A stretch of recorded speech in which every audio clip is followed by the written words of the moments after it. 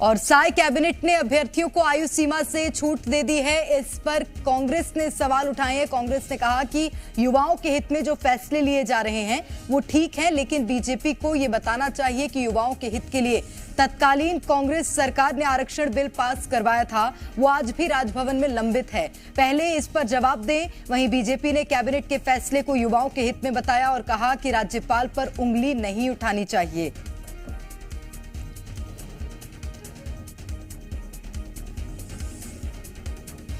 जवाब दें।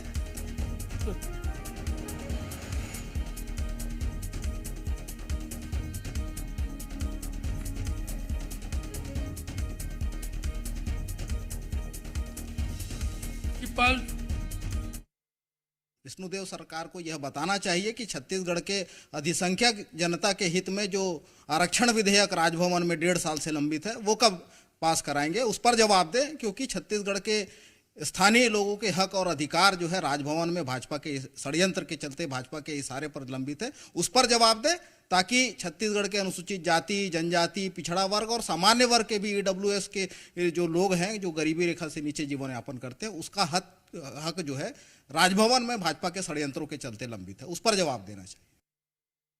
कांग्रेस की सरकार के समय ये अभ्यर्थियों के, अनियमित कर्मचारियों के इतने आंदोलन हुए कि इनको आंदोलन के लिए जगह बढ़ाना पड़ा। और अब जबकि युवाओं के हित में सरकार निर्णय ले रही है तो कहीं ना कहीं इसका स्वागत करना चाहिए सभी को। राज्यपाल सबसे बड़े संवैधानिक पद है, उसके ऊपर में सवाल उठाने का काम कांग्रेस को नहीं करना चाहिए और संविधान और संवैधानिक पदों का सम्मान करना चाहिए।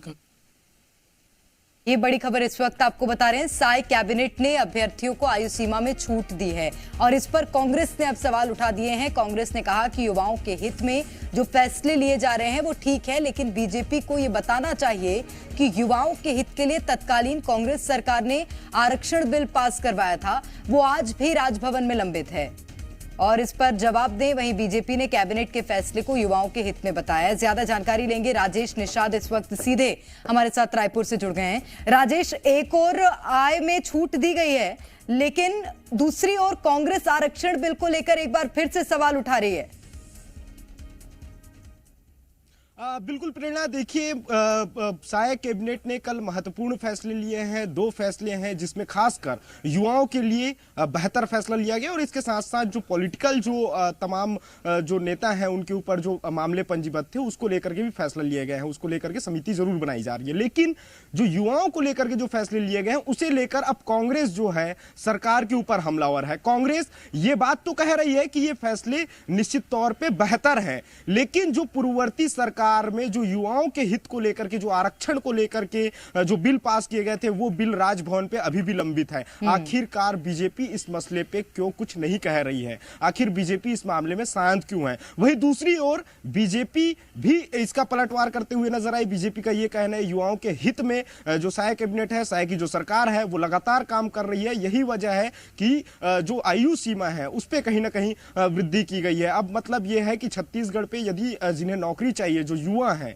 जो पहले 35 साल तक जो सीमा तय थी वो अब 40 वर्ष कर दी गई है। लेकिन ये फैसला कहीं ना कहीं काबिले तारीफ है, ये बीजेपी के नेताओं का कहना है। और वहीं दूसरी ओर राजभवन को लेकर के सीधे तौर पे बीजेपी ने सवाल खड़े किए हैं कि आखिरकार अब कांग्रेस राजभवन पर सवाल खड़े कर रही है। तो निश्चित तौर पर जो सियासी पारा जो है वो प्रदेश में निश्चित तौर पर गर्मा गया है। हालांकि अब देखना यह होगा कि यह मामला और कितना आगे बढ़ता है। जी निश्चित रूप से, और ये जो सियासत शुरू हुई है ये कहां तक जाती है और आरक्षण बिल क्योंकि लंबे समय से लंबित है उसको लेकर क्या कोई अहम फैसला लिया जाता है, देखना होगा। बहुत शुक्रिया राजेश आपका।